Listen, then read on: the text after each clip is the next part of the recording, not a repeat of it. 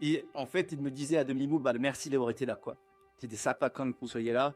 Et sans le dire, il me disait, et donc c'était vraiment Vous voyez, c'est rien, c'est une anecdote ridicule, en fait, replacée à l'échelle d'une vie humaine. Mais dans le contexte de la patrouille, ça prend une dimension énorme, énorme. Alors d'ailleurs, il y a des histoires très nombreuses à raconter sur ce niveau-là, hein, de l'amitié.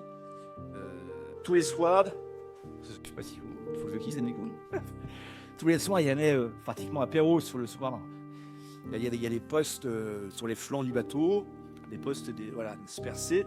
Et le soir, après le boulot, quand on n'est pas le quart, bah voilà, en poste à 6-7, on se retrouve et on partage un petit moment voilà, autour de l'apéro d'amitié. Moi, j'avais apporté un jambon, la graine, que je découpais, que je voulais sécher dans une armoire à l'étude et que j'apportais régulièrement, et j'ai fait ça, et le gars c'était un petit plus, il était hyper content. Et puis ils sont très sensibles à ces petits gestes-là.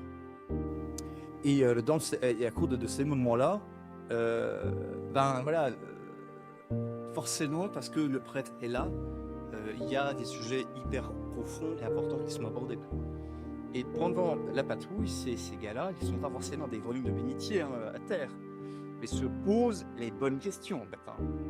On n'a pas un qui ne se pose pas les bonnes questions. Parce qu'en fait, dans cette solitude qu'ils expérimentent face à eux-mêmes, loin de leur famille, un métier qui est quand même dangereux, qui n'a pas toujours du sens, au fond, ils sacrifient beaucoup de choses. Pourquoi ?